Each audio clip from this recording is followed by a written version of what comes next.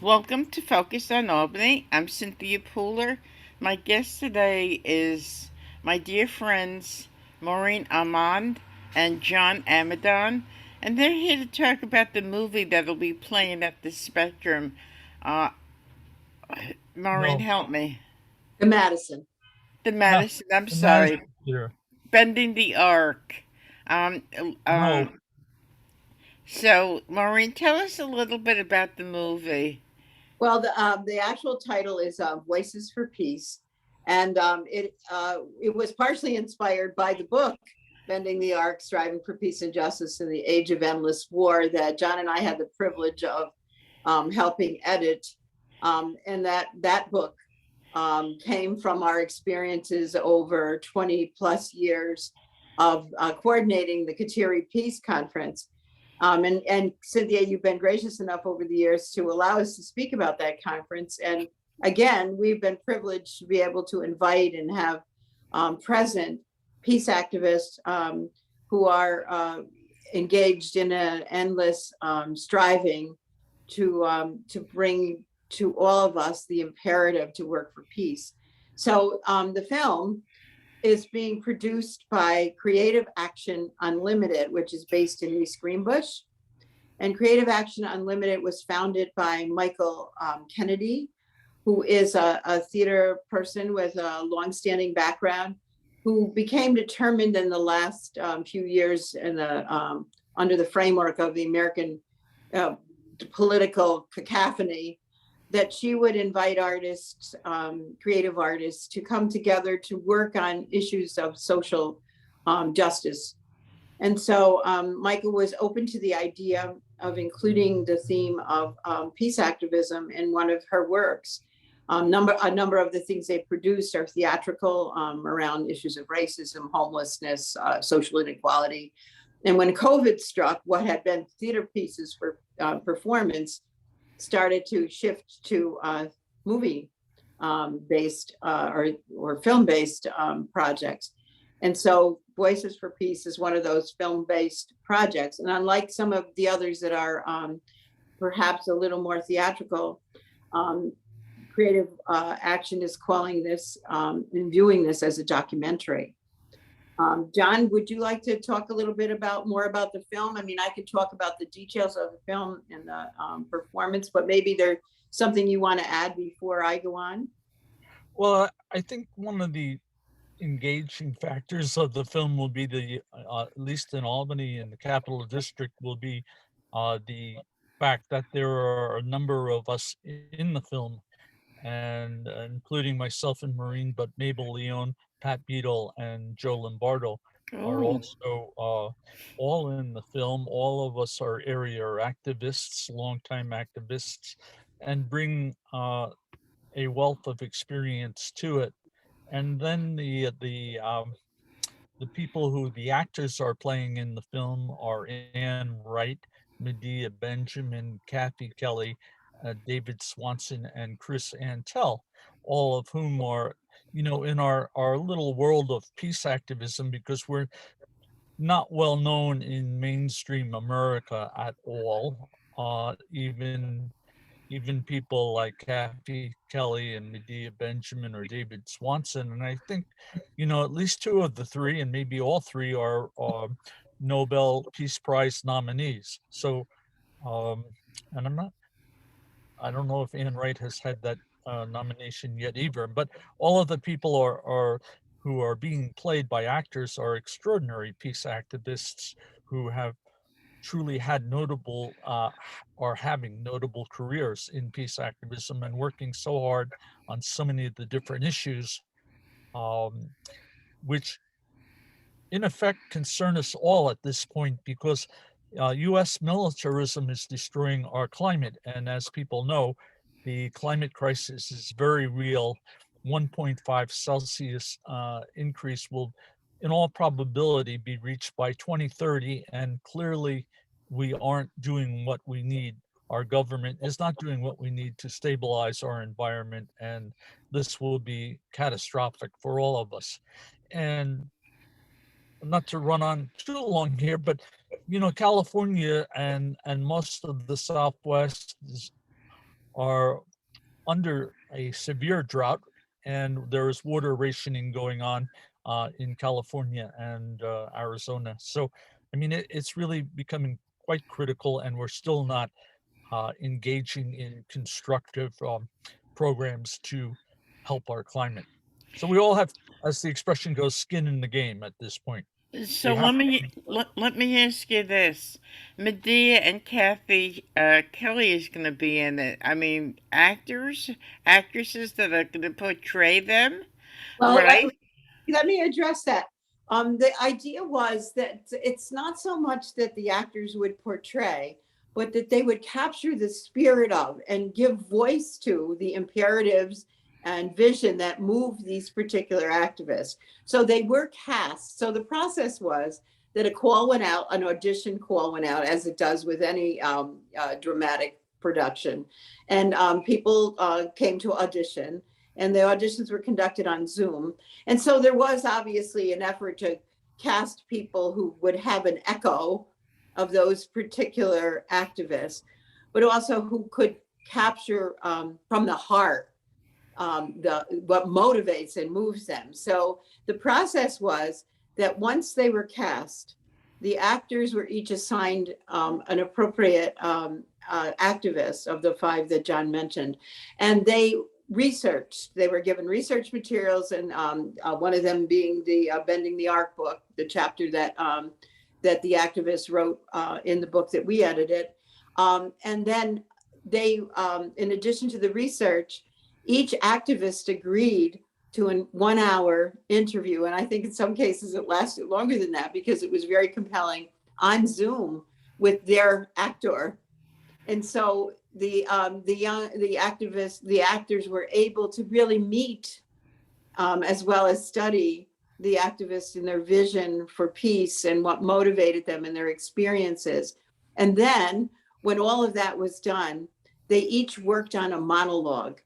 And the monologue, the intention of the monologue was to try to capture what they had been inspired to see as the motivating forces of each of those activists. And so the film includes a series of monologues. The film has been edited, so I think, edited for dramatic interplay, one to the other. I think there's photographs that have been integrated. And then John referenced the fact that we also suggested, and the Michael Kennedy, who is the founder of Creative Action Unlimited, as I mentioned, but also the director for this film, and John Stevenson, her co-director, they sat in on those interviews. So they also were seeing the vision that motivated each activist, and then they worked with each monologue to help shape it. And so in addition, John and Michael agreed that they would also have filmed a panel discussion, essentially, among the people that John mentioned, Joe Lombardo, Mabel Leone, John, and myself, about activism, peace activism, what motivates us, what, experiences, what, challenges exist, why engage in this kind of work. And then also, so that was filmed and it will be edited, and we haven't seen the edited version. So it'll be interesting to see how all of that works. In addition, John did a separate interview about his experiences as a veteran and a veteran/veteran for peace, and Pat Beadle as kind of a voice that I think inspires all of us in the region to continue to work for peace because of her longstanding and deep-rooted activism as a Quaker and as a peace seeker. She was interviewed independently. So all of that will be integrated into these series of monologues done by the actors voicing what they've come to understand as the inspiration of the well-known, as John said, in our world of activism, activist. Now, Pat Beadle is into her 90s now. How old is she? 96, maybe? John, I think Pat is 97 at this point. Wow. Wow. She'll and be at the premiere. 98. The film premieres on Friday, this coming Friday, the 11th or the 10th, I'm sorry, at the Madison Theater on Madison Avenue in Albany. And Pat will be present, which is really wonderful. Oh, good, good, Yeah. good, good. So, John, you were the one that started the peace conference, right? Yes. Yeah. What made you, what inspired you to do that many years ago?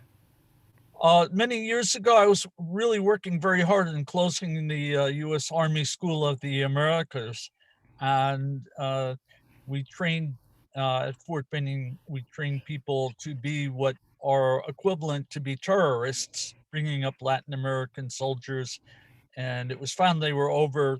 They'd go home and they'd um, overthrow democratically elected governments, and they would murder union organizers, priests, and educators who were helping the poor. And so anyway, the School of the Americas is a vile institute, which is now called the Western Hemisphere Institute for Security Cooperation. We did manage to close it for a very brief period of time. And then it was they closed it, then it was reopened under a new name, some really deceitful subterfuge and a very disingenuous way of continuing on when the heat got too much for the School of the Americas.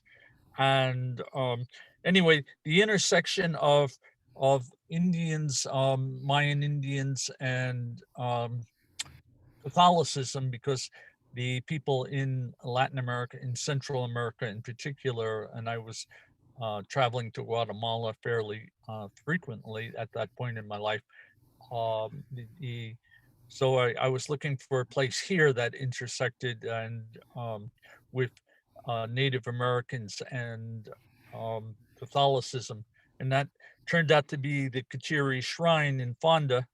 And it worked out very well because the priest there at that time was Father Kevin Kenny, who actually had lived in Guatemala when the Civil War was very much raging, and every night bodies would pile up on the street. So I didn't have to explain to him what the School of the Americas was or how U.S. foreign policy was creating complete havoc.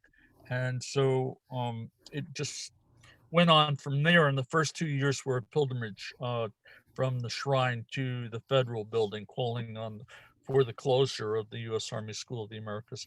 Anyway, that's how the conference got started, and it continued on. And I think it was 2004.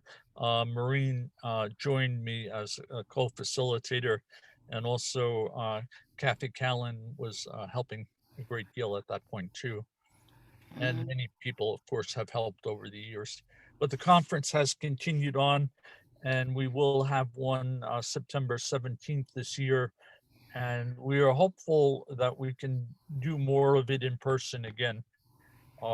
It will probably end up being a hybrid version of Zoom and live, but we'd really like to get back to more of a live gathering, because that builds community in a way that Right. isn't possible on Zoom.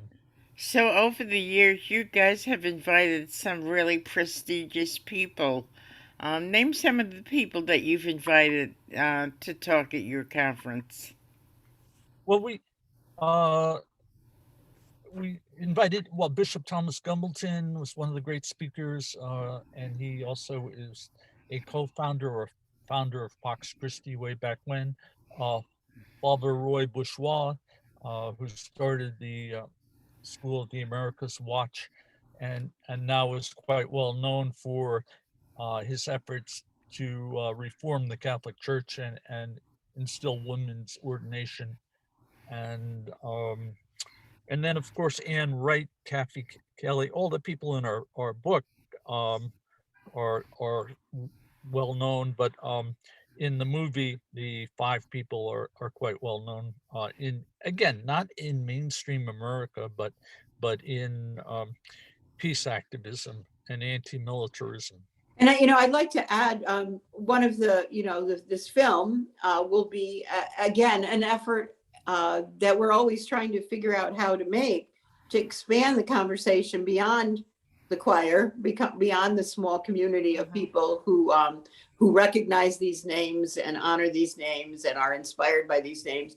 So to expand the community of people who do know these inspiring people. I mean, once you know them, it's very inspiring. I mean, John's story about going to Guatemala and becoming inspired to do this work, the book Bending the Arc, as well as, you know, the conference over and over again, brings these kinds of stories where ordinary people, I mean, we're not talking about people that walk on water, we're talking about ordinary people become inspired to give some, or in some cases, almost all of their life energy over to the cause of working for peace and against militarism.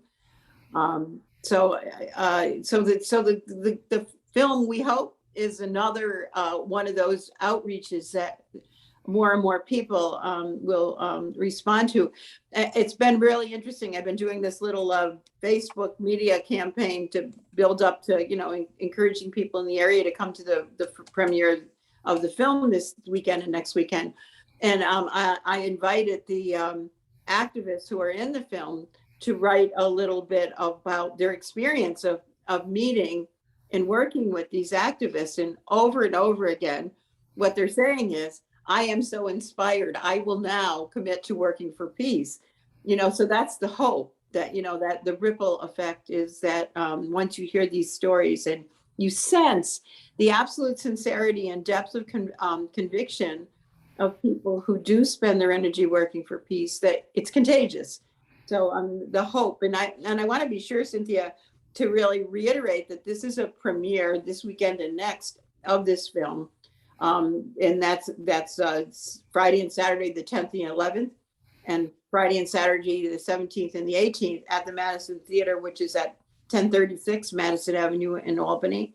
But after that, the film will be, I think, for a week, and I'm unsure of the dates yet on that, available for free streaming. And then after that, it probably will have some kind of a paywall, because filming is an expensive proposition, and Creative Action Unlimited is committed to continuing to do work that, again, creates the ripple effect of more and more of us, instead of being subsumed by angst over our political divide and so forth, really get the energy to work for peace and social justice. So the particular people like Kathy Kelly and so forth, there'll be actors. So the activists, what was their reaction to being portrayed? Were they happy with the portrayal? They haven't seen it yet, but they were excited to do it. You know, I wasn't sure when we reached out, you know, how they would react to that. And you know, every one of them were very excited. Ann Wright wanted to sit in on the auditions, you know. So yes, I think they were excited. They were excited to be able to talk to it. In most cases, the actors are young.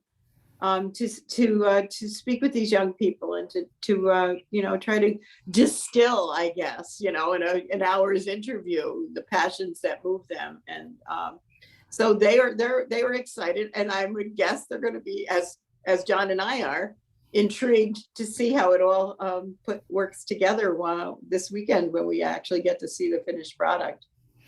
You know, on a personal note, I wanted to say that I did actually a very kind of personal interview with the producers, and I talked about an experience in the Marine Corps, an incident of brutality which I witnessed. And basically, not to tell the whole story here, but we all witnessed, my platoon witnessed this incident of brutality, and our drill instructors point blank told us that if we testified against the drill instructor because there was an investigation, they would kill us when we got back. So the long and short of the investigation is the person who was telling the truth was, we were told, received a bad conduct discharge, and was sent to jail for 6 months, and we all took the death threat very seriously, and frankly, we all went down and said we saw and heard nothing, sir.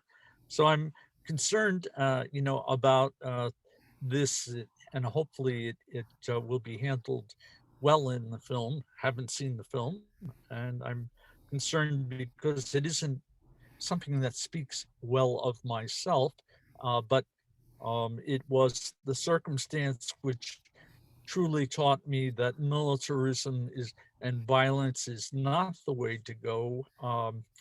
And we as a society need to learn desperately that war is a monstrous criminal activity, and that we cannot in any way or shape tolerate or condone or deny the fact that a good part of our economy is um, based on weapons manufacturing by Lockheed Martin and Raytheon and Northrop Grumman and General Dynamics and Boeing and others, and that we need to transition to an economy that allows for healthcare, education, allows for climate restoration, renewable energies. So this early experience when I was a young man as 17 really still affects me in my life now, and has worked both for the good, and has some painful feelings attached to it. And but again, we need to learn war is a monstrous criminal activity. There's nothing noble about it. And people should, in all hopes, not join the military. And the reason, really, the most critical reason is if we don't learn to cooperate, we won't solve the climate crisis. We need to cooperate with China. The US and China are the two largest emitters of greenhouse gases. No single country can solve the problem. This has to be a cooperative effort with all of humanity involved, and it won't be done by furthering violence and war, which is really making things so much worse at such a critical time in our history. And if we don't stop it, we will all suffer the consequences. This is definitely a critical time, and with this whole Ukraine situation, it's pretty scary. So, how do you, Maureen, and how do you, John, make your voices heard in your small community so that people will understand the depth of the problem? Well, I guess not to be repetitious, but as I said, efforts like this film, like pushing to make sure that as we talk about social justice issues, we keep the issue of peace and peacemaking front and center. I think for a lot of people, I remember when I first got involved before the war, and I always like to put that in quotation marks, against Iraq, was pending, was building. I remember reading, and I suspect that is the same, that United States citizens feel disempowered when it comes to foreign policy issues because they feel like they don't understand, and so they leave it to the quote experts, and I guess to the assumption somewhere that we are a white hat nation, that really is peace loving. And I guess it's to engage more and more people into feeling empowered to do the research themselves and to listen to voices of people like the activists that we're talking about, who have spent a lot of energy trying to understand the situation in the world. Any one particular nation that we start saber rattling towards, or in general, our foreign policy and our foreign policies linked to, as John says, the arms industry, which is so hand in glove that it absolutely screams for understanding. So I guess basically anything that we can do to help empower people to realize they can understand, they can find a voice, they can align with others who are lobbying against, working against this vision that somehow we're going to come to peaceful solution through military means, the absolutely insane vision that that posits that. The more we can do, like this film, like the conference, like the book. None of these things are the ultimate answer, but they're all pieces and attempts to engage more people in that sense that they can also speak and work for peace. Lobbying. I mean, I'm part of a Women Against War group, and we're about to lobby this coming week in alignment with a really powerful group of Korean Americans who are constantly working, intelligently working, and insistently working for peace on the Korean Peninsula, which again impacts all of us because the nuclear threat that saber rattling, and failure to look for peaceful solution. And as John said, cooperative rather than, confrontational solution.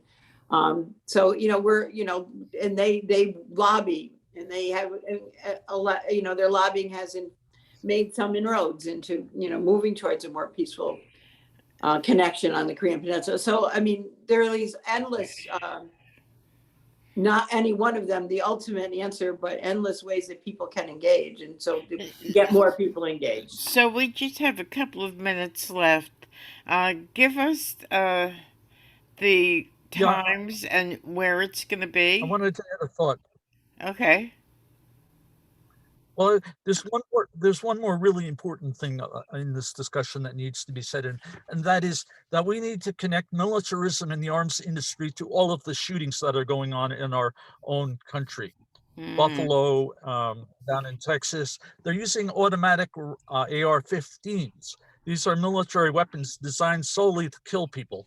And the violence and militarism that is promoted by our government has come home, is affecting us daily in the belief that we can solve our problems with violence. And again, the criminality of it and the insanity of it is manifesting right here, right now, every day in our homeland. We need this to stop. We need to stop promoting violence, war, and killing as a solution, both domestically and in our foreign policy. And we need to stop the racism. It's all connected. So give us the information on the movie, and then give us some information on your organization. Well, in terms of the movie, I think that what John is talking about is that power doesn't come at the end of a gun. It comes in a spirit of love and cooperation, as Dr. King pointed out endlessly. And the film, I think, will underscore that. And people can see the film this weekend and next weekend, Friday and Saturday, the 10th, 11th, 17th, and 18th at the Madison Theater, 1036 Madison Avenue. And if they can't make that, to keep an eye out, there will be advertisements in a number of places for the fact that this will be streamable shortly. And there is a fee. I think it's a $15 entrance, of $12 for seniors and for students. The film is directed by Michael Kennedy and John Stevenson, I think, who also are aligned with the vision that we have to look for a world that's based on cooperation, creativity, connection, respect, rather than violence. And how if people listening to this want to participate in your organization, give us the website and how they can do so. Well, the Kateri Peace Conference is kateripeaceconference.org. I think that people can go to that site and see all of our archived past conferences and get a really strong sense of what moves us. John's also recently posted a manifesto related to militarism and climate that's very powerful and compelling at that site. So I would definitely suggest that by going to that site, people can find out a lot about the activists that we're talking about. Also, John is a member of Veterans for Peace. I'm a member of Women Against War, which is a local collective grassroots organization of women and their supporters who work for peace. And that's womenagainstwar.org. So thank you. Thank you, Maureen, and thank you, John. I'm Cynthia Pooler. This is Focus on Albany. And if you like this show, please subscribe to my YouTube page. Maureen, thanks so much. John, thank you. And thank you, everybody, for listening. Thank you, Cynthia. Thank you.